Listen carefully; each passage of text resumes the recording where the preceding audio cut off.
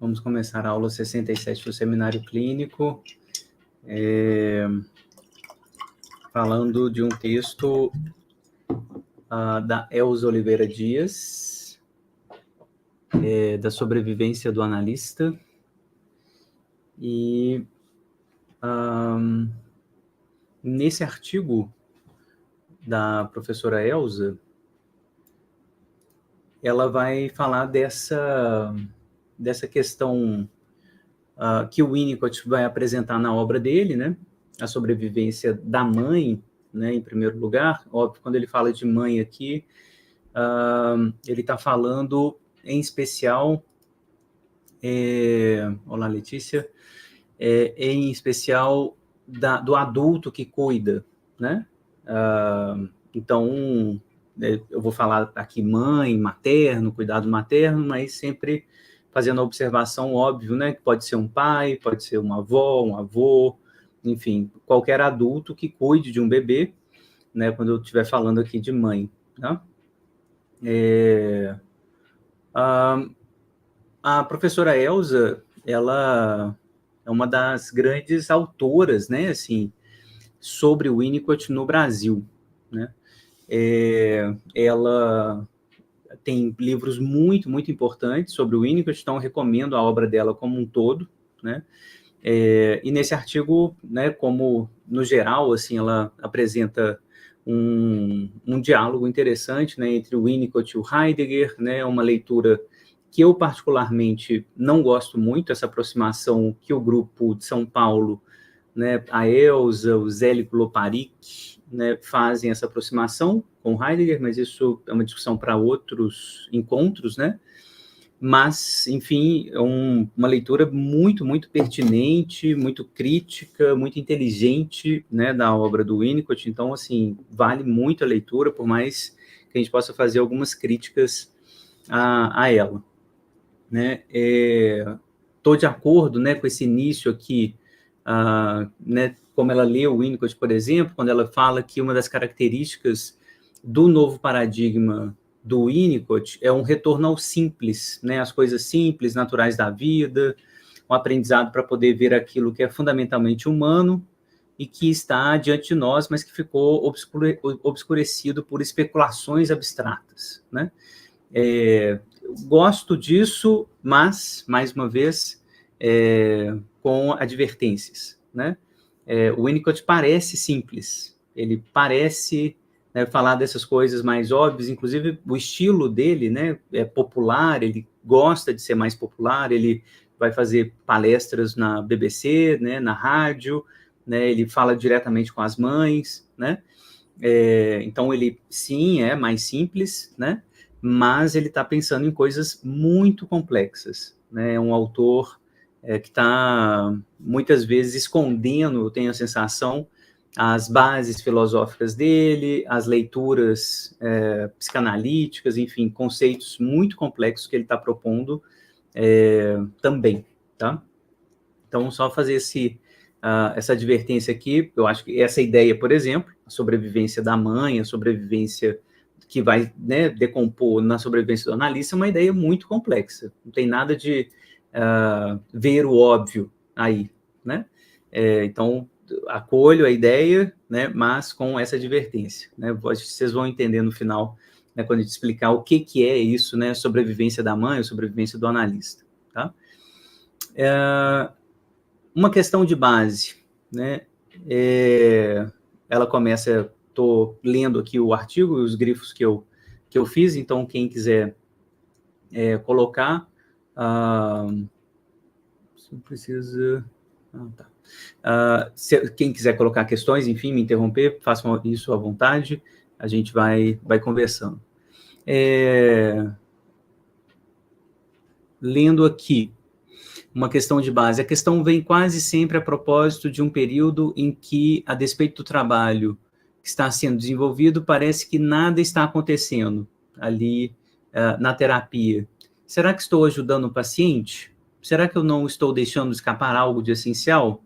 Será que eu não estou empacada em algum lugar? Né? Momentos na análise onde a gente, né, parece estar preso, né, de alguma forma, eu acho que isso, de alguma maneira, se apresenta para o Winnicott, né, como um momento... Opa, espera aí que eu estou fazendo alguma coisa errada aqui no Instagram. Não, ainda não. E eu, efetivamente, não estou conseguindo colocar no Instagram só para assinantes.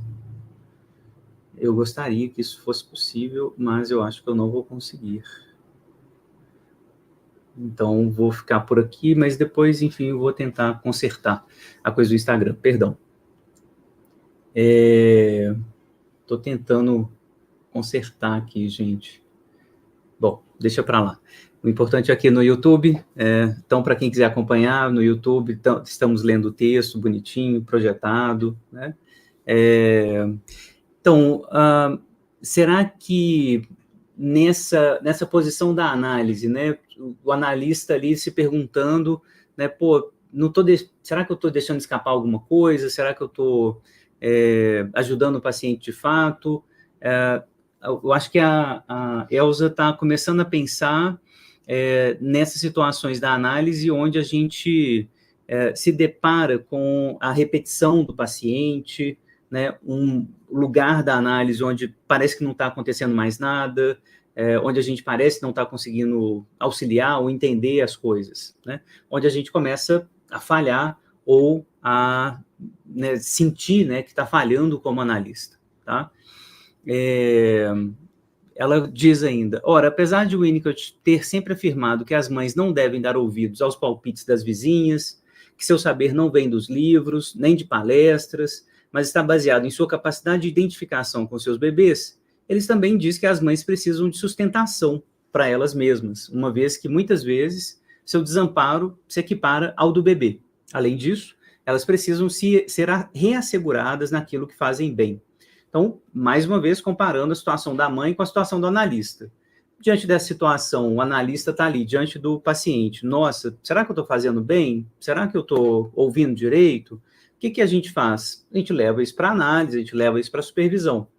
Da mesma forma, o Winnicott sempre disse, olha, as mães têm que tomar muito cuidado com esse excesso, né, dos pediatras, né, hoje, né, das redes sociais, que estão dizendo para elas, você tem que fazer isso, você tem que dar de mamar assim, você tem que falar desse jeito, você tem, né, tomar muito cuidado com essas regras infinitas, né, de como ser mãe, e ser mãe espontaneamente, né, tentar ouvir o gesto espontâneo do bebê, o gesto dela também, mas essa observação é importante, elas precisam de apoio também, elas não vão fazer isso sozinhas, né, é absurdo imaginar que um cuidado de um bebê dá para ser feito sozinha, né, aliás, essa idealização da maternidade é um perigo, né, da mãe infalível, de uma mãe, né, plena e completa, etc., né, que dá conta de tudo, né, é muito violento, né, para a mãe receber esse tipo de idealização, né, de que ela não pode falhar nunca, né, ou de que ela não precisa de apoio, ela não precisa de cuidado também, né. O Winnicott vai lembrar, né, que o pai, nessa função, insisto, pode ser a parceira da mulher, pode ser o parceiro do parceiro, né, estou só usando aqui a imagem heteronormativa para ficar claro, né, o pai, né, o parceiro, vai ser holding da mãe, né, quando a mãe precisa cuidar do bebê. Então, o pai faz o holding, né, ela precisa estar tranquila, né, também. Então, também o analista vai precisar desse holding, num certo sentido, para a coisa funcionar, né. E aí a frase, né, importante aqui que a Elza cita, né, o que o bebê necessita é de confiabilidade de comunicação humana verdadeira, e não de técnicas de cuidar.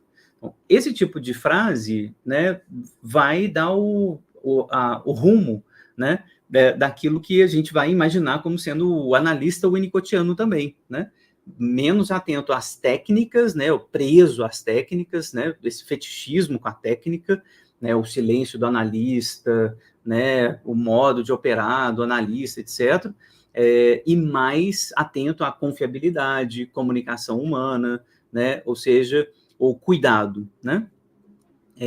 Então, essa ideia de que o analista não vai estar tão próximo assim, né, de uma técnica, né, se aproxima a ideia de que a mãe também não precisa se prender tão proximamente à técnica de como cuidar de um bebê. E essa mãe, na verdade, seria uma mãe defendida, né? Assim como existiria um analista defendido, né? O traço central do ambiente facilitador é que ele é confiável. E aí é central essa noção de confiança, né? Como a gente está vendo no Winnicott, no Ferencz, né? A ideia de que eu posso confiar, né? E eu posso confiar em alguém quando eu percebo que essa pessoa, por exemplo, erra e assume o erro, né? Que ela não é imune ao erro. É um paradoxo interessante para a gente começar a pensar aqui, né? Porque, de imediato, quando a gente fala em confiança, por exemplo, a gente pode imaginar, né? A Elza está falando aqui, né? Ao contrário, exatamente porque falível, a pessoa humana pode ser confiável. É porque ela é falível que ela pode ser confiável. Porque, imaginariamente, né, a gente pode dizer assim, bom, eu confio mais nas máquinas do que nos humanos, porque as máquinas são infalíveis, né? Os algoritmos, se bem programados, eles vão fazer aquilo que eles devem fazer e não vão mudar de ideia no meio do caminho, ou não vão ter ideias, né, outras no meio do caminho. Mães e pais erram, né? Eles têm consciente, eles têm desejos, eles têm, né, uma vida psíquica que não está restrita ao cuidado do bebê, né? Assim como analistas também erram, né? Analistas também temos desejos, né, vida psíquica, né, uma série de atravessamentos, né, raça, classe, gênero, inclusive, que vão fazer a gente errar, não vai fazer a gente infalível de forma alguma. O paradoxo está aí, né? Justamente porque a gente erra, né? Porque a gente pode falhar, é que a gente pode também ser alvo de confiança, né? Porque nesse jogo, né, de errar, né, de falhar e admitir o erro, né, de usar esse erro, né, a gente viu o artigo sobre a falha do analista, né, no encontro passado aqui no seminário clínico, como que o uso da falha do analista é importante para retomada desses processos de confiança, né, que vão acontecer ao longo do tempo, tá? Então, queria só marcar esse paradoxo que eu acho, né, que o Ferencz já está falando lá desde análise de crianças com adultos, né, da confusão de língua, né, de que a gente precisa confiar, mas confiar nessa honestidade de que o analista vai admitir o erro, né? Assim como os pais, né, vão ter que dar conta e mostrar para as crianças de alguma forma que eles não são infalíveis, de que não tem isso. A falha é indispensável, inclusive, para a criança fazer o percurso dela, né? Para usar um exemplo bem banal, né? Assim, a criança precisa entender, por exemplo, que a mãe não vai estar disponível o tempo todo para ter realmente o desejo, a pretensão, né, de pegar o garfinho ela mesma, a colherzinha ela mesma e se servir e comer, né? Então, para a criança um dia ter autonomia, né, é necessário, em grande medida, né, ter falha do adulto, ter falha dos adultos que estão cuidando do bebê. Então, queria insistir nisso como modelo também, de alguma forma, para aquilo que vai acontecer na análise, né? Numa palestra para David Wills Lecture, né, isso em 70, né, um pouquinho antes dele morrer, né, ele morre em 71, né, o Winnicott vai dizer que há um tipo de crescimento que é para baixo, uma expressão que eu adoro, né, uma expressão muito curiosa dele, growing downwards, crescer para baixo, né, esse tipo de crescimento muito especial, né, e que se ele tiver ainda muito tempo, ele diz lá em 70, né, um ano antes de morrer, né, ele espera tornar-se pequeno o suficiente para passar sem esforço pelo estreito buraco da morte, né? Então, crescer para baixo, crescer para menor, né, to grow smaller, né, são expressões que o Winnicott vai usar, né, e que tem a ver um pouco com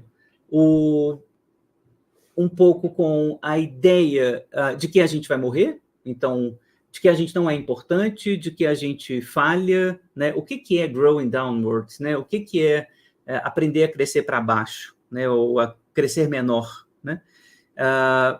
Eu acho que tem a ver com se tornar menos importante, entender que as coisas são transitórias. Eu acho que é a maneira que o Winnicott encontrou de falar sobre a transitoriedade, né? O Freud fala disso usando essa palavra, né? A transitoriedade. Mas o Winnicott fala de growing downwards, né? De crescer para baixo, tá? Vamos ver como que a Elsa articula isso aqui, né? Com a tarefa terapêutica, né? A tarefa terapêutica tem a ver com isso, né? Crescer para baixo, né?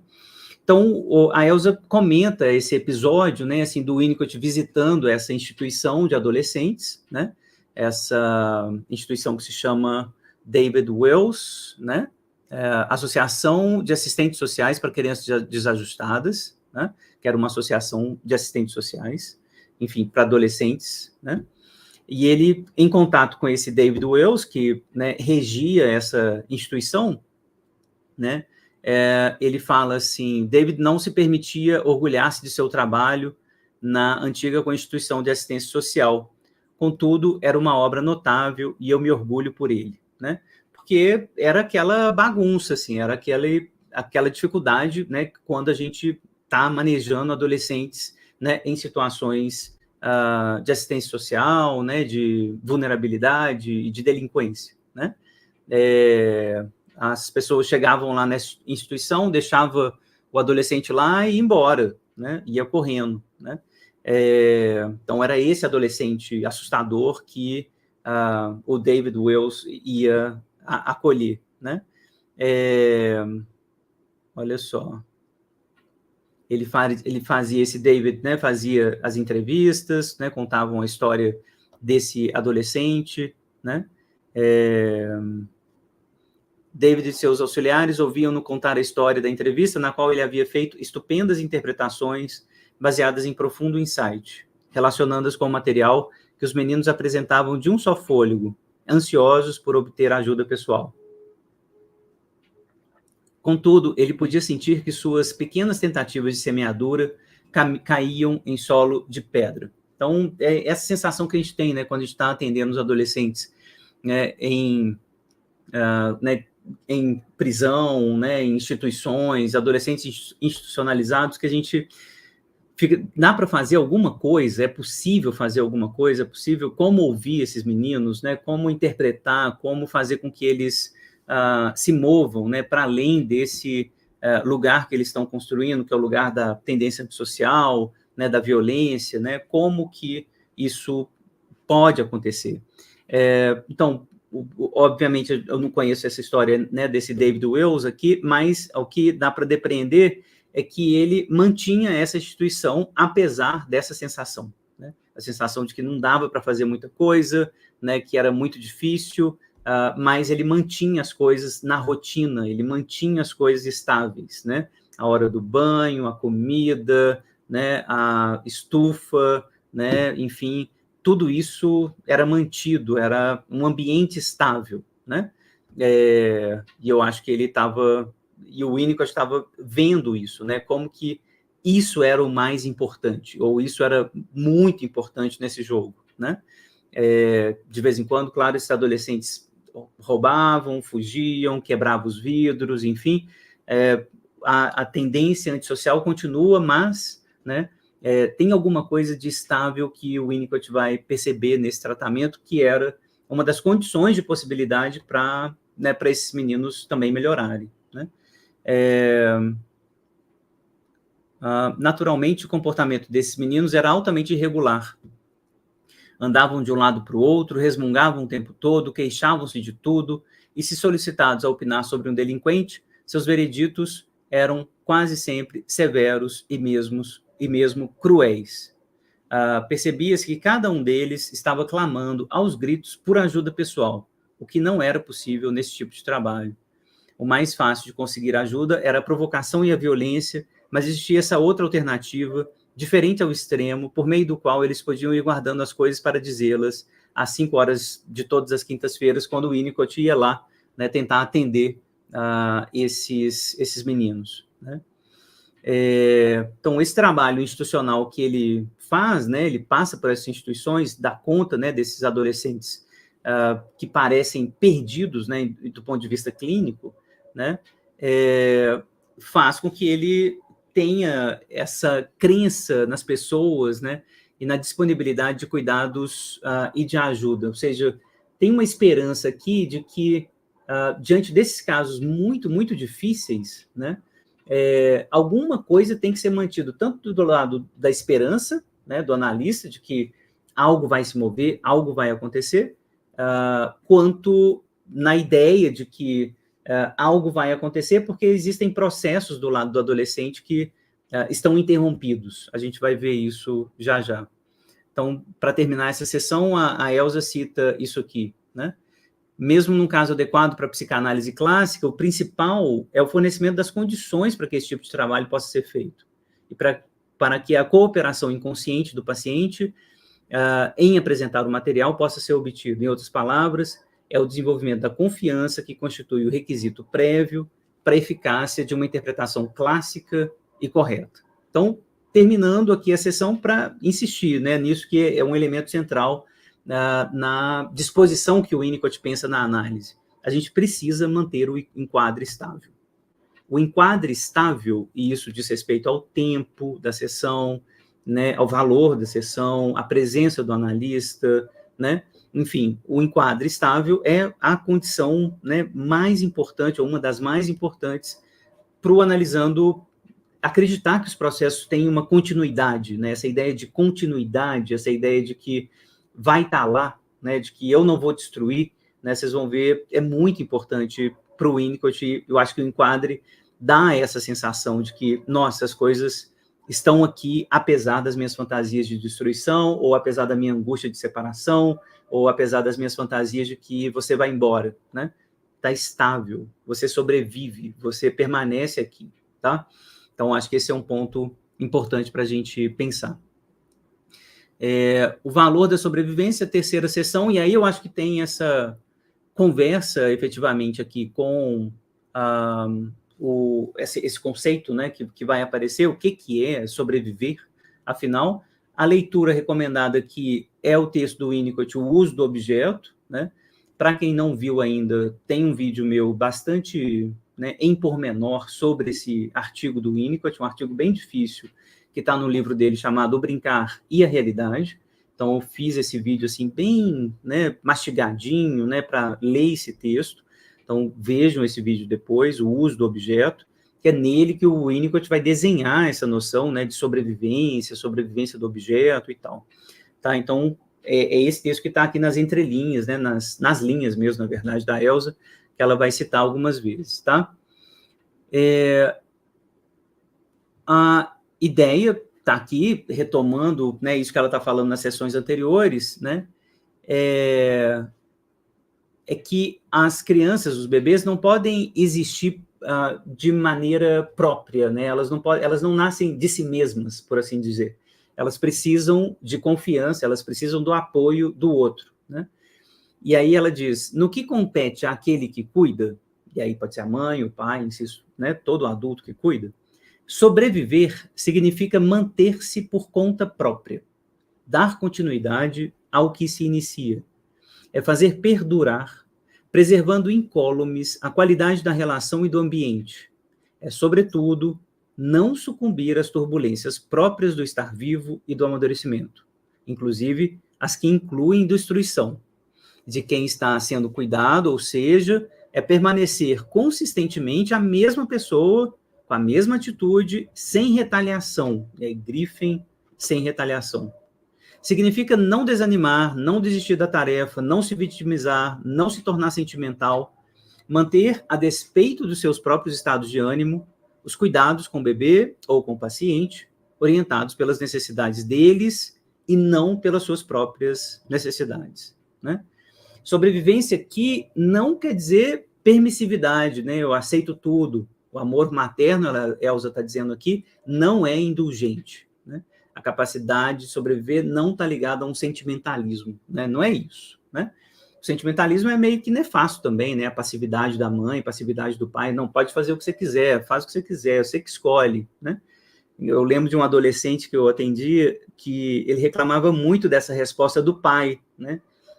Diante dos dilemas que ele trazia, né? Questões que ele trazia. Ele falava, pai, eu tô querendo fumar. Ah, faz o que você quiser, você que decide, né? Ele com 11 anos de idade, 12, né? E essa permissividade não é essa sobrevivência aí, né? É uma questão que todos os pais vamos ter que lidar, né?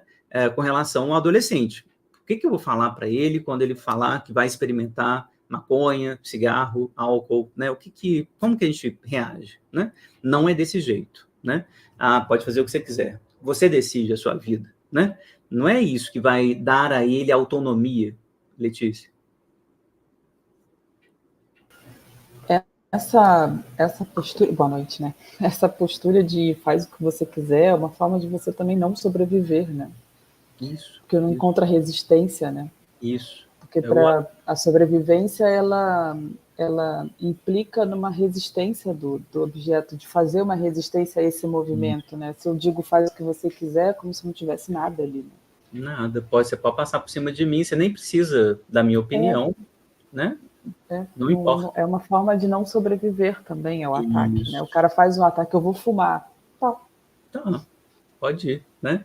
Isso é muito ruim. Eu gosto muito dessa ideia, né? Então, sobrevivência ligada à ideia de resistência. É isso que me dá um pouquinho o sentido dos meus limites, né? Então, primeiro, a criança precisa disso, o adolescente precisa muitas vezes disso, né? Entender que tem um limite, que ele vai bater num lugar, né? No Privação e Delinquência, o Winnicott, né, vai insistir nisso, né? Primeiro é o colo da mãe, se não tem, né, são os braços do pai, depois a instituição, depois a polícia, depois, né? Enfim, ele vai precisar desses limites, né? A liberdade, e eu acho que essa é uma das grandes consequências ético-políticas, né, dessa teoria winnicottiana. A liberdade não é ausência de limite, não é ausência de controle ou de fronteira, né? Ao contrário, né? O Winnicott, diga. A unidade que eu faço estágio lá no Degase, ela, logo que eu entrei, ela estava passando por uma questão de uma diretoria muito permissiva, né? Uhum.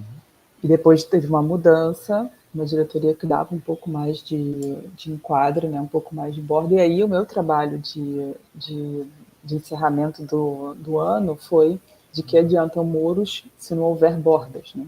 Isso. Porque, assim, deu para ver claramente que quando tudo era permitido, eu posso ligar para meus pais a hora que eu quero, eu posso fazer isso, eu posso, o buraco era sem fundo, né? Porque, assim, são muitas violências. Isso. São adolescentes que vêm de ambientes que foram muito violentos, né? Então, não puderam ter a sua continuidade de ser permitido, né? Assim, então, eles testam o tempo inteiro, e quando eles testam não vem nenhuma resistência, cara... e aí, quando veio uma nova diretoria que fez um pouco de resistência, mas lá na unidade parece que tem um respeito à subjetividade das meninas, né? Que são poucas adolescentes, e a coisa mudou muito, assim.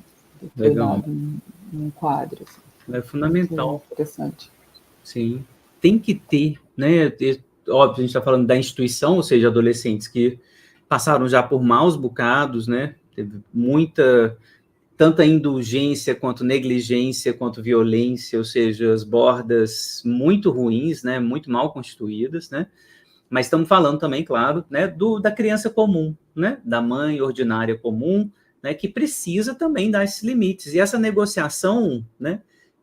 Passa muito por sobreviver a esses ataques. A criança vai testar esses limites, né? Isso dá muito trabalho, isso dá exige muita paciência, né? A Gleides também comenta aqui, né? Trabalho com adolescentes e fico impressionado com a permissividade dos pais. Quanto mais o adolescente testa o ambiente, mais ele se sente desamparado, sem contorno. É isso, né? Então, tem que dar uma parada, e é chato, né? Eu sou pai de adolescente, né? Isso toda hora tem a convocação, né, assim, o que pode, o que não pode, quais são os limites, mas é importante tentar negociar, né, tentar saber que tem fronteiras, que tem algumas fronteiras que não dá para ultrapassar, né. Eu acho que isso vai ser muito importante para essa noção de liberdade em Winnicott, né. Eu estava dizendo que sem limite, sem borda, sem fronteira, não tem liberdade, tem loucura. Isso é uma ideia muito bonita que o Winnicott traz, né? Sem fronteira, sem limite, é um paradoxo, porque isso parece a imagem da liberdade. Nossa, eu não tenho limite nenhum, eu não tenho fronteira nenhuma, né? Eu posso tudo, né? Isso seria a loucura, e não a liberdade, né? A liberdade é poder fazer algumas coisas a partir de determinados lugares, a partir de determinadas fronteiras, limitações, né? Poder escolher sem angústia, mas saber que tem renúncia, saber que tem consequência, que tem responsabilidade, enfim, liberdade é algo muito, muito mais denso, né, do que, nossa, eu vivo sem limites, né, eu vivo sem fronteiras, né, isso está muito mais próximo da loucura do que da liberdade, né. Então, a necessidade do bebê para o Winnicott é continuar a existir, né, permanecer existindo, ter a sensação de que ele é estável, né, e esse continuar a ser, esse se sentir vivo, né, traz o que para o Winnicott tem muito a ver com o sentido da vida, ou sentir que a vida tem sentido, né? Então, a gente pode sempre perder o fio que nos liga ao que temos de mais verdadeiro, e o sentido e o sentimento de que a vida é real e rica de significações pode desaparecer, né? Isso pode desaparecer a qualquer momento, né? De que a vida não tem sentido, de que a vida, né, ela é puro tédio, né? Ela não, né, não faz sentido, né? Observação importante aqui, é claro que a Elza vai citar o Heidegger aqui, a gente pode citar toda uma psicologia analítico-existencial, né, para conversar com o Winnicott a partir desse tipo de concepção. Viktor Frankl, por exemplo, né, essa teoria, né, ou terapia que vai buscar o sentido da vida, né? A gente pode certamente convocar para o diálogo esse campo, né?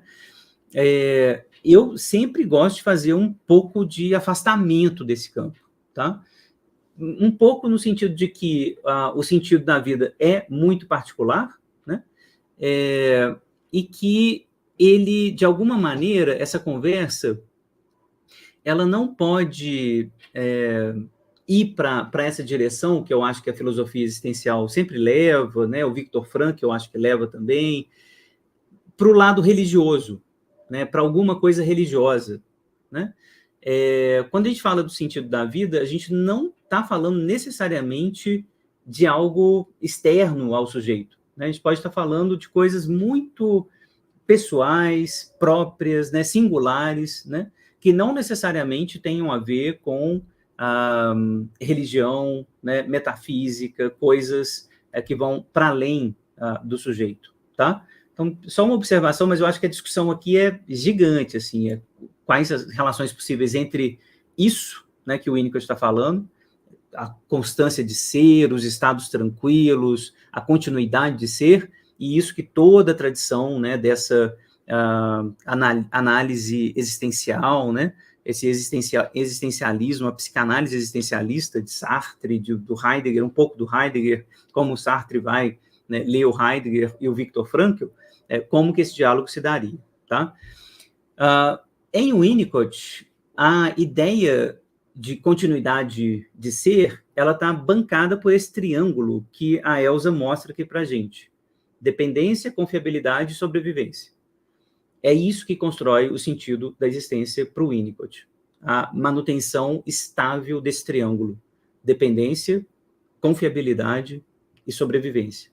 Você pode depender da sua mãe, depender do adulto que cuida de você, você vai depender absolutamente dela durante muito tempo, né?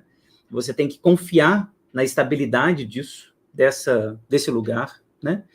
E você tem que sobreviver, e ela também, né, a esse período, né? Então, dependência, confiabilidade e sobrevivência. É como esse triângulo aí se articula, isso vai ser absolutamente determinante, né, para a gente construir a possibilidade de continuar existindo, né, ou a sensação de que existir é bom, ou existir faz sentido, ou existir, de alguma maneira, tem a ver com o que eu realmente quero, né, com que aquilo que é meu, né, eu estou dentro da minha própria pele, né? Então, pensar nesse triângulo aqui sempre, né? Sempre estamos, e isso é muito importante, né, gente, assim, a gente está falando de coisas que são muito pré-edípicas, né, muito antes, assim, de grandes constituições identitárias, né, falando de dependência e confiabilidade, a gente está falando, assim, de vivências muito precoces do bebê, muito precoces, tá? Antes mesmo dessas constituições mais complexas, como gênero, né, raça, tá? Então, sempre bom lembrar que a conversa, né, com a Melanie Klein, com o Winnicott, com o Bion, ela é muito pré-edípica.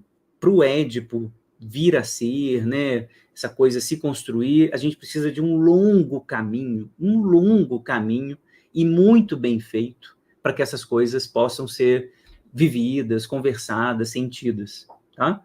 Então, antes é bem punk, né, a ideia de que eu preciso estar bem na dependência absoluta, na dependência relativa, eu preciso estar bem em todas as tramas da confiabilidade, né, e eu preciso me haver, né, tanto com a minha sobrevivência, com relação ao inconsciente do outro, a violência do outro, quanto a sobrevivência do outro com relação à minha violência, né, aos meus limites, tá?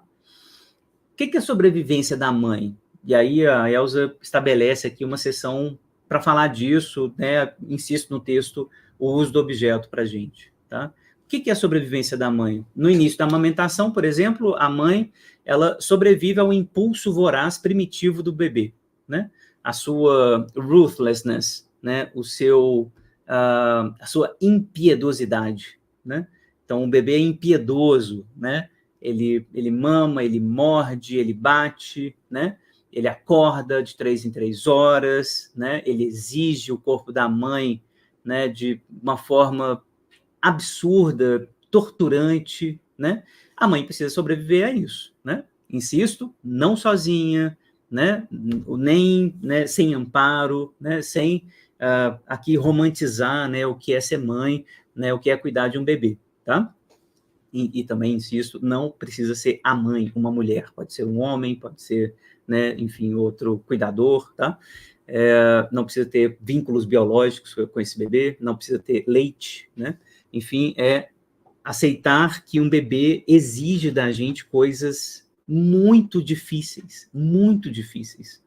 É muito duro, né, ter que sobreviver e conseguir sobreviver àquilo que o bebê exige da gente, tá? Desde as privações de sono até aquilo que aquela socióloga feminista super interessante, uma filósofa feminista chamada Elisa Barister, num livro dela super interessante que se chama The Ethics of Interruption.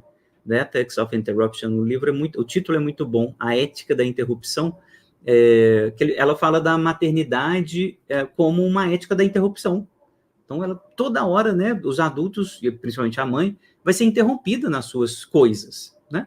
Vai ser interrompida no seu sono, na hora de comer, na hora de dormir, enfim, em todas as coisas, né, ela vai ser interrompida. A gente conhece aquela cena clássica, né, a mãe não pode fazer cocô, né, e o neném vai lá, bate na porta, chora, grita, né, convoca a mãe, então ela não pode tomar um banho, ela não pode comer um prato tranquilo, ela não pode ver filme nunca mais, né, enfim, durante muito, muito tempo, né, a mãe experimenta esse tipo de ataque, essas interrupções absurdas, tá?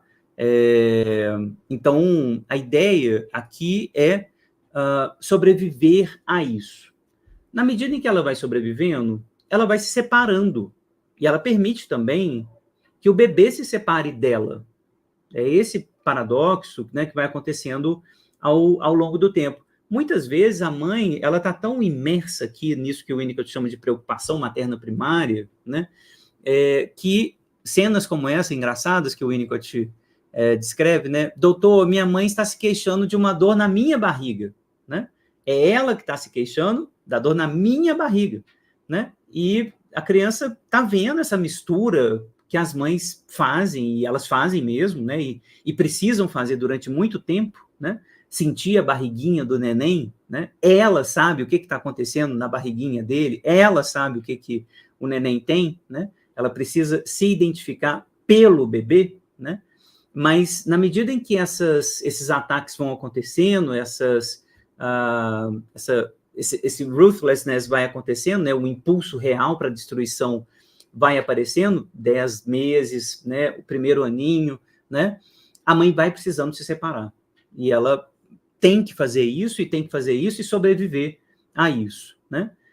A mãe vai admitindo que tanto ela não tem controle onipotente sobre o bebê, quanto o contrário. O bebê não tem controle onipotente sobre ela. É essa aprendizagem mútua que vai aparecendo nesses primeiros, né, nos últimos meses, né, do primeiro ano do bebê, principalmente, né? Mas eu acho que isso está acontecendo o tempo todo, na verdade, né? O Winnicott está sendo só didático aqui. É esse impulso, né, esse impulso de destruição que vai levar o lactente a expulsar a mãe como objeto subjetivo, né, termo muito importante na teoria winnicottiana, para fora do seu controle onipotente, porque agora ele necessitará que ela subsista de forma independente. Então, se o objeto sobreviver, e aí a Elsa cita essa passagem famosíssima, né, lá no uso do objeto, né, se o objeto sobreviver, ele cai para a fantasia. O objeto continua a ser destruído para sempre na fantasia. Então, eu posso destruir minha mãe, claro que eu posso, na fantasia inconsciente, né? Porque ela lá fora, ela me ensinou que ela não tem controle, e que eu não tenho controle onipotente sobre ela, né? Que ela também não me controla de forma onipotente. Insisto, porque isso é uma aprendizagem mútua, né? Por exemplo, né, um vídeo que eu fiz sobre a mentira, né, lembro que para o Winnicott também, a mentira é uma conquista psíquica tão grande para a criança, porque ela vai aprender a mentir em determinado momento para provar para si mesma que a mãe não tem controle onipotente sobre ela. Eu vou falar uma mentirinha, vou ver se eu consigo enganar minha mãe. Se eu conseguir enganar minha mãe, ela não lê meu pensamento. Então, assim, cuidado às mães, pais aqui presentes, né? Para não punir demais a criança ou descobrir muito rápido, né, a mentira e ler isso aí como assim, nossa, é um pecado, é um horror, que coisa terrível, e punir a criança demais pela mentira. Não, a criança precisa do segredo, ela precisa da mentira, ela precisa entender que a mãe não controla tudo, não sabe tudo do pensamento dela, assim também, claro, como a criança não sabe do pensamento da mãe, não consegue ler dentro da mãe, né? Que precisa comunicar, que precisa, né, dialogar para saber o que o outro quer. Isso é a queda da onipotência. Queda da onipotência da mãe, queda da onipotência da criança, né? E aí a passagem do Winnicott é muito bonita, né? É como se o bebê pudesse dizer nesse momento, né, quando a fantasia se instala: eu a amo por você ter sobrevivido à minha tentativa de destruí-la. Em meus sonhos e em minha fantasia, eu a destruo sempre que penso em você, pois a amo, né? Então é esse paradoxo. Eu te amo, né?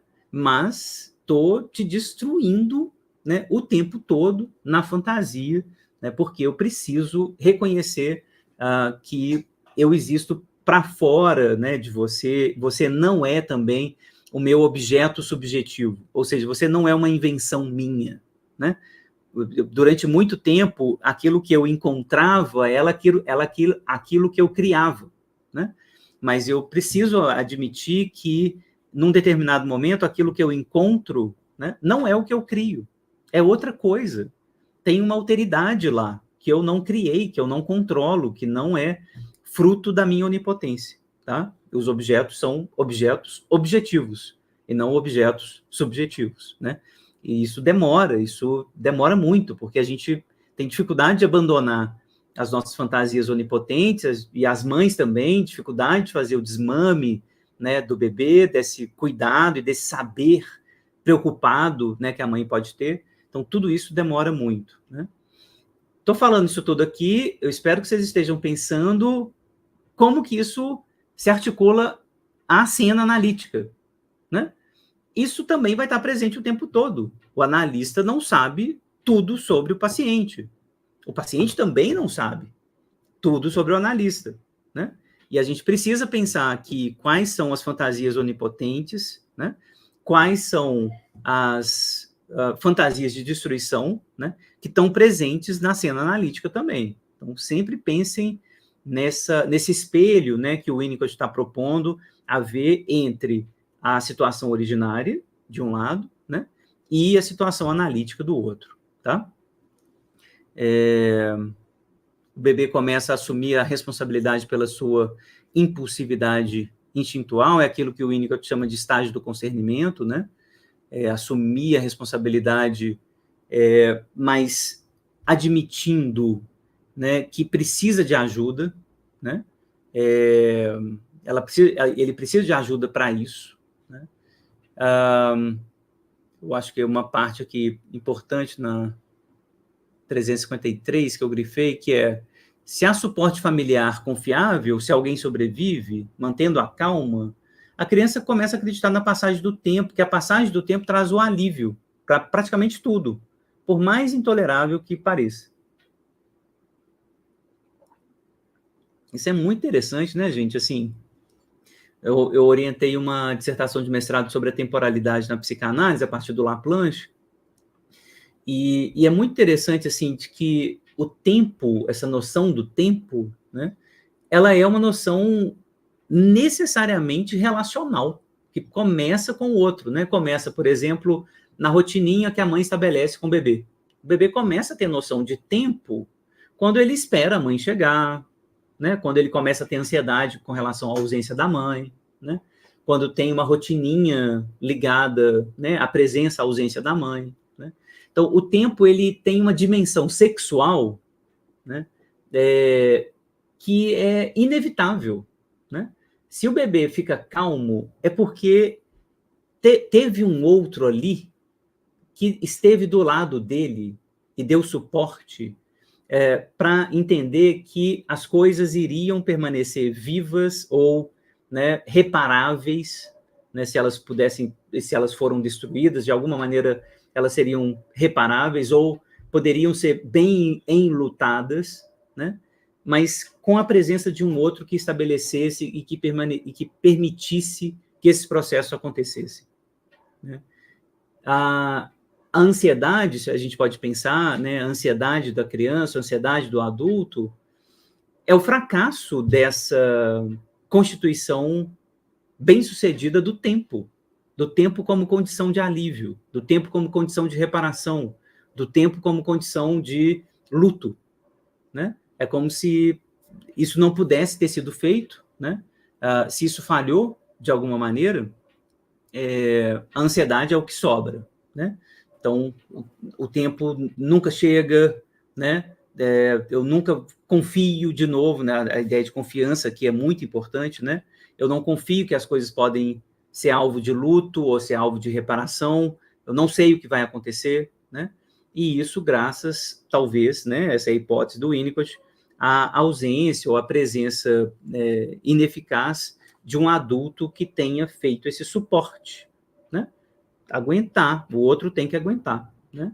Uma paciente fala uma coisa super interessante hoje, né? O filhotinho dela de, acho que tem uns 6 anos, trocou uma cartinha de Pokémon e ele desesperou quando ele viu que a troca foi mal feita, né? Ficou muito desesperado. Não, a cartinha que o meu coleguinha me deu é falsa. Ele descobriu que a cartinha era falsa, né? Eu quero desfazer a troca, me ajuda, mamãe, me ajuda. Enfim, o desespero absoluto de ter pegado uma cartinha Pokémon falsa, né? Aquele desespero. E a mãe, né, muito boa mãe, muito cuidadosa, falou assim: olha, vamos esperar um pouquinho. A gente vai conversar com o coleguinha, mas você trocou, então, né, agora a gente precisa saber se ele vai querer destrocar, se ele, né, vai topar, mas vamos esperar um pouquinho, né, porque agora já está de noite, amanhã a gente liga para o coleguinha e pergunta para ele. Então, ela vai conduzindo essa cena desse jeito. Não, você vai, então, conversa com ele agora, conversa com o coleguinha no dia seguinte, né? Explica o que aconteceu, por que você quer destrocar. E aí, por sorte, o coleguinha, né, falou, não, isso tranquilo, podemos destrocar e tal. E a mãe relata, né, o Fábio está falando aqui, na volta a gente troca. Não, essa mãe não foi essa mãe sacana, né, foi uma mãe, né, muito cuidadosa, falou, olha, vamos trocar, vai dar certo, e por sorte o coleguinha foi um coleguinha também, não sacana, né, e destrocou, e aí ela relata, né, a alegria dele. Eu acho que cenas desse tipo são a base dessa ideia do que vai ser a sensação de que o tempo cura, de que o tempo traz alívio, de que eu posso esperar, de que não preciso ficar tão ansioso, né, diante do meu erro, ou diante de coisas que eu quero, ou diante, né, do desejo. Né? São cenas como essa, Gleice. Fábio, e fiquei pensando, assim, essa coisa do tempo, que é uma coisa que está ficando cada vez mais rara. Sim. E hoje em na dia... clínica a gente vê muito isso. E eu penso muito assim nos pais que têm que suportar o insuportável. Acho que o insuportável do tempo, da mudança, da própria ansiedade, né, que é o que a gente vê muito. E esse exemplo que você deu eu achei interessante, porque o que eu percebo muito na clínica, né, lido mais com as mães do que com os pais, mas muito nesse discurso assim, nossa, então seu colega te enganou. Né? Parece que num trabalho assim, de gerar mais desconfiança ainda na criança, de deixar ela mais insegura com o mundo lá fora. E eu tenho ficado muito assustada assim, com a clínica, né? Com as estruturas que têm chegado na clínica, muito primitivas, muito regredidas, né? Sim. Numa total... Eu não sei nem se a palavra... Não chegou nem no estágio da dependência, eu acho que é uma coisa solta, assim, perdido no vácuo, no espaço. Sim. Eu acho que tem muito disso, né? O capitalismo, por várias razões, eu acho que ele contribui imensamente, né, para essa loucura, né?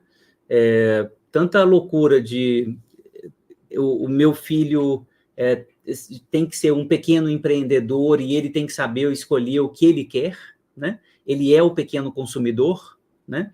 Então, vamos deixar, ele vai ser o investidorzinho, ele vai ter que fazer aula de investimento na escola, etc. Então, falando aqui da problemática da classe média, né? O pequeno consumidor, o pequeno empreendedor, né?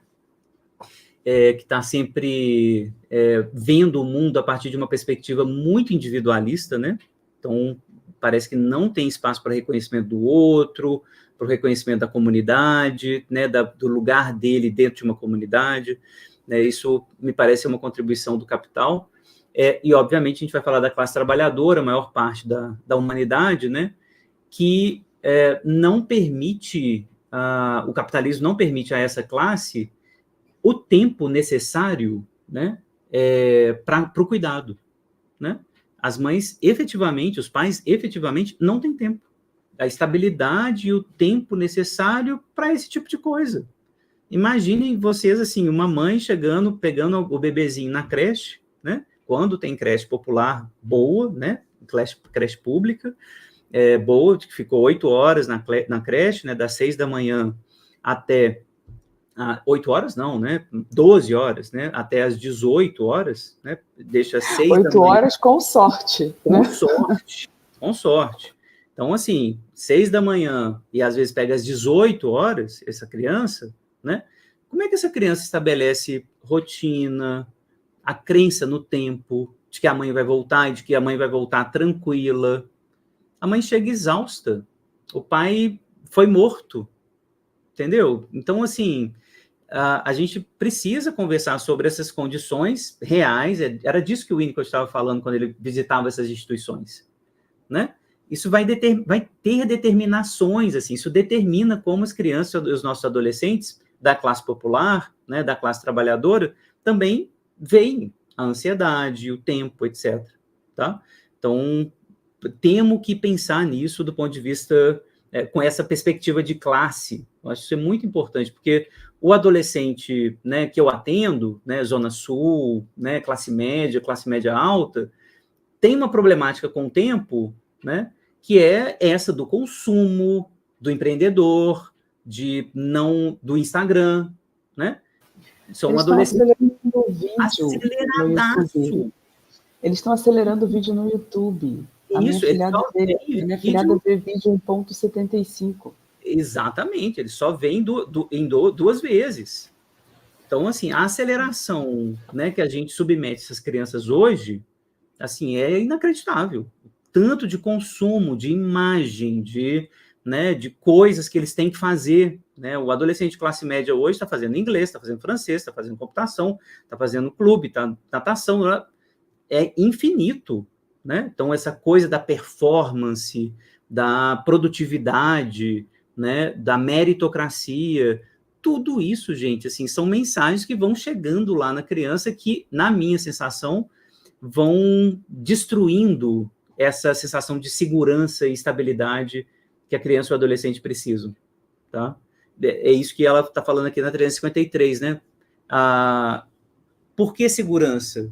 Quando a segurança inicial foi garantida pelo ambiente e houve incorporação da crença na existência de algo não apenas bom, mas também durável e no qual se pode confiar, as crianças começam a apreciar a liberdade. Segue-se daí uma longa batalha contra a segurança, ou seja, a favor da livre expressão e da ação impulsiva. É esse paradoxo que vai rolar, e tem que rolar. Batalha entre segurança e liberdade, né? E não tem, para o Winnicott, né, eu acho que para a maioria dos filósofos, né, que estão pensando no tema da liberdade, não tem solução. É viver no paradoxo. É um pouquinho, né, da segurança, um pouquinho da liberdade, tá? Eu acho que a gente está falando um pouco disso. E aí, a partir dessa... a Gleice está falando aqui do livro do Christoph Turk, que fala exatamente isso. Os jovens não têm mais tempo livre. Isso. O livro se chama Hiperativos. Exatamente. É a cultura do déficit de atenção. Exatamente. Muito bom, né? Eu acho que esse aumento expressivo do déficit de atenção tem a ver com isso, né? Eu acho que a gente fica exigindo dos adolescentes, das crianças, 1 milhão de coisas, né? A lógica do consumo, né, ininterrupta e tal. Bom, como é que a sobrevivência da mãe passa para a sobrevivência do analista, né? Como é que a gente passa de um campo para o outro, né? O Winnicott coloca um espelho entre essas duas situações. Ele vai insistir nisso. Acho que o Winnicott é um leitor do Ferenczi. Insisto nisso. O Winnicott é um leitor do Ferenczi, né? O Ferenczi está lendo essa situação em textos como a análise de criança com adulto, a reflexões sobre o trauma, né, a adaptação da família à criança. Ele está explicitamente falando isso. As situações que a criança vive na família serão revividas intensamente na análise. É a segunda chance que ela tem, que essa criança tem, o adulto agora, né, vai ter de retomar os processos que foram interrompidos, agredidos no primeiro momento, né, na situação originária, tá? Então, o Winnicott é um leitor de Ferenczi, tá? O analista tem que estar lá como essa mãe suficientemente boa para permitir que os processos do paciente voltem a andar, né?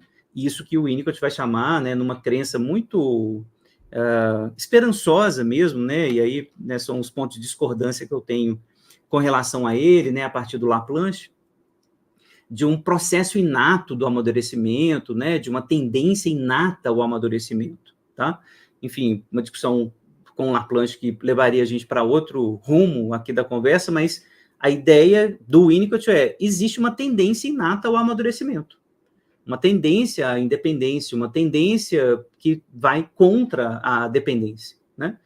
E se todo o ambiente estiver ok, né, o paciente vai, né?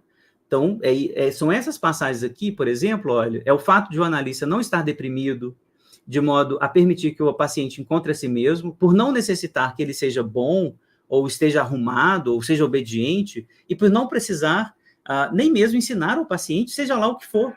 O paciente pode avançar em seu próprio ritmo, sendo-lhe dado tempo e algo como um lugar seguro.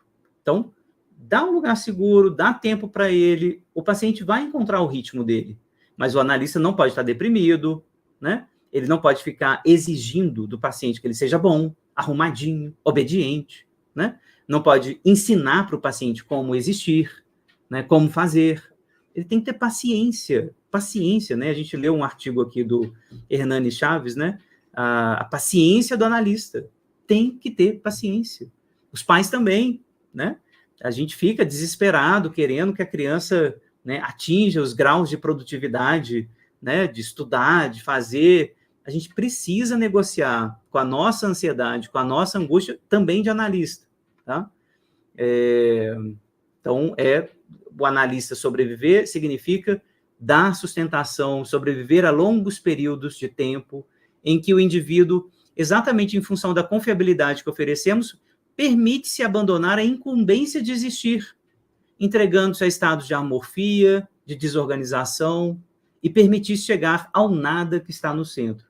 É uma das perguntas que aparece com frequência na supervisão clínica de quem está começando, né? Eu sou supervisor lá no FMG, e uma das questões que mais angustia os meninos que estão começando a atender é essa. Mas, nossa, o paciente veio e ficou em silêncio 20 minutos. Nossa, o paciente veio e repetiu de novo 5 sessões, eles mal sabem, né, que serão anos, né? 5 sessões, ele só repete a mesma coisa, né? E aí eu falo, calma, tem que ter paciência. Eles precisam confiar que você vai tolerar isso, essas coisas. O silêncio de 30 minutos, a irritação da repetição, né? As coisas horríveis que os pacientes fazem, falam com o analista, né? Principalmente nessa situação, eles percebem que o analista está no início, né? Eles são estagiários, né? Eles vão testar várias e várias e várias vezes. Você dá conta? Você vai dar conta de ouvir? Você vai dar conta da loucura quando ela vier, quando ela aparecer? Você vai dar conta mesmo do que eu já sofri, das coisas absurdas pelas quais eu já passei? Dos colapsos, das agonias impensáveis pelas quais eu já passei? As meninas lá no Degás, a primeira coisa que elas fazem quando elas vêm para o primeiro atendimento é despejar um monte de violências, assim, um monte. Foi isso, aconteceu isso quando eu tinha 10 anos, e meu pai fez isso, e meu avô fez aquilo, e tal, e tal, e tal. E aí elas olham para você, cruzam os braços e ficam olhando assim. E aí? E aí? O que você faz com isso? Exatamente. É terrível. É terrível. 14 anos, né? Assim, tipo, sim. E fica assim. Traz aí sua teoria. Você acha que a sua teoria vai dar conta, né, de um estupro, sabe? Aos 8 anos de idade, entendeu? Assim, são coisas tão absurdas, né, que a gente encontra na clínica, e é isso, o teste é esse, né? Então, se a gente não ficar enlouquecido, né? Porque a Elza fala aqui, né? O paciente encontra-se num delicado equilíbrio entre a necessidade de enlouquecer e o medo da loucura. Mas a gente tem que pensar também no medo da loucura do analista, assim. Será que eu vou enlouquecer ouvindo essas coisas todas? Principalmente nessa clínica, né, Letícia? Assim, a clínica da periferia, a clínica da criança abusada, a clínica da criança violentada. O medo do analista é de não enlouquecer. A clínica que a mãe está sozinha, né? A mãe está sozinha. Um estudo, acho que eu já falei disso, não sei se foi no seminário, se foi em outro fórum, mas que foi feita uma pesquisa de uma pesquisadora da FGV que, assim, são um papo de 20 milhões de mães no Brasil que não tem nenhum suporte. Assim, não tem nenhum suporte familiar, nem de pai, nem de nada. Então, assim, é muita gente, né? E cara, e lá no Degás são só as mães que vão. Assim, quando tem, raramente, assim, vem algum ao pai, o tio, Claro. sabe? As mães que vão, né? Exato. São mães com uma situação extremamente vulnerabilizada, né? Assim, então, Uhum. como é que essa mãe vai ter a tranquilidade, como no início do texto, né? Que é uma mãe que tem que ter a tranquilidade, para isso ela tem que ter o suporte, porque ela também está ali enlouquecendo, né? Então ela Uhum. precisa ter o padre e ela não tem. Exato. Esse é o ponto. Como é que chega nisso? Como que chega aí? Como que a gente vai estabelecer uma situação analítica, né, que vai reproduzir essa cena? Imagine a cena dessa criança, né, com uma mãe sozinha, mãe solo mesmo, né? Solo e atacada, porque não basta ser solo nesse caso, né? A gente imagina, obviamente, a mãe hiper atacada, hiper violentada, hiper agredida, né? Com muita culpa, com muita pressão, né? Para cuidar da criança. Como é que isso vai se reproduzir? A criança vai ter que testar o analista nessas situações muito mais.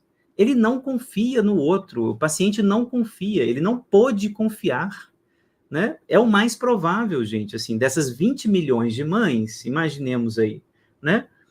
O que sai daí, a criança que sai dessa situação, são crianças que vão ter muita dificuldade de confiar no outro.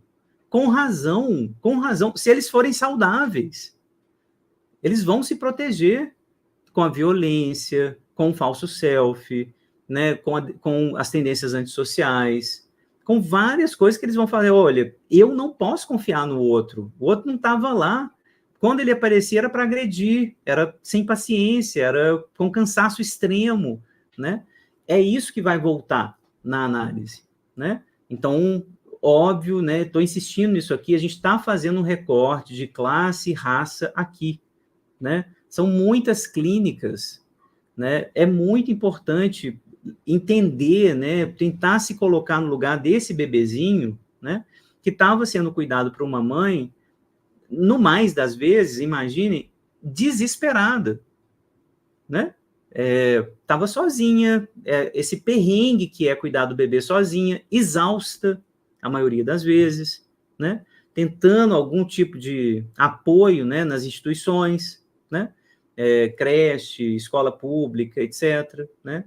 Tendo que equilibrar o prato, né, os pratinhos lá da vida, né, do bebê, da vida sexual, da vida de trabalhadora, né? Enfim, é muito, muito difícil, tá? Retomar esses processos, reabrir esses processos, tá?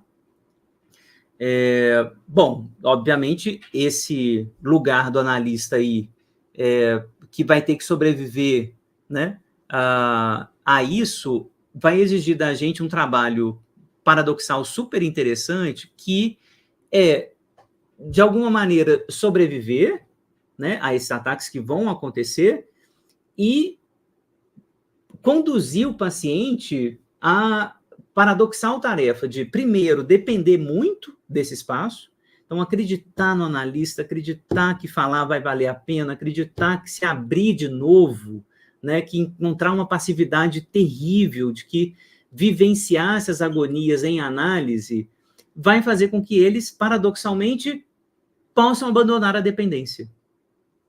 Pelo menos essa dependência.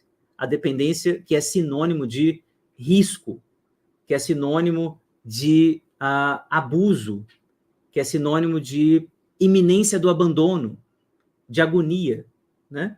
É esse o paradoxo que o analista winnicottiano tem que conduzir, né?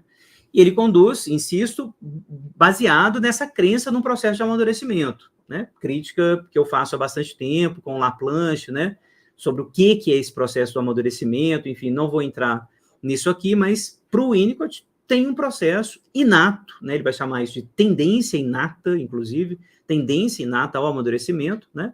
De que a gente vai da dependência à independência, rumo à independência, né? Esses processos, eles dependem de interações que não são só intelectuais. Então, não adianta explicar para o adolescente nessas situações o que ele está fazendo, que ele está cometendo crime, de que ser trabalhador é legal, que ser empreendedor é bom, que ele pode ser Uber. Não adianta esses processos intelectuais cognitivos, que ele vai ficar preso. Não, não. O que está acontecendo é eminentemente afetivo. São processos afetivos, processos emocionais muito complexos, insisto, pré-edípicos, muito primitivos, muito precoces, que vão ter que ser retomados em análise. Então, não adianta dar aula, não adianta ir com a cognição só, não adianta, tá? O ambiente não faz o bebê crescer, nem determina o sentido do crescimento, né? O que determina, né, esse crescimento é a sua tendência inata para fazer isso, né? A metáfora que o Winnicott usa é uma metáfora ótima, né? Tipo, a tendência inata para andar provavelmente está presente em todos os bebês saudáveis que existem, né? Saudável nesse sentido do parâmetro aqui, saúde, né, para andar. Se o ambiente for estável e ok, os bebês vão andar no tempo deles, do jeito deles, no ritmo deles, né? A mesma coisa o Winnicott acredita, observem aí essa lógica biologicista, né, que eu critico com Laplanche, né, presente no Winnicott, mas a mesma lógica vai se dar também com relação a ir rumo à independência, né? O Eugênio está colocando isso aqui no Instagram, e dá exatamente isso. Para o Winnicott, está presente em nós como tendência inata, tá?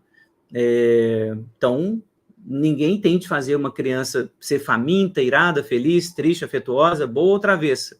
As coisas acontecem e isso é tudo. Então, essa é a ideia do Winnicott, né? As coisas vão acontecer, o que a gente precisa é estar ali estável e sobreviver às os múltiplos ataques que a criança vai produzir, né? Isso vai se reproduzir na análise, né? Última citação, né, citando o Winnicott. Se vocês sobreviverem, a criança terá a oportunidade de crescer e vir a ser algo parecido com a pessoa que deveria ter sido, se um infausto colapso ambiental não tivesse acarretado no desastre, né?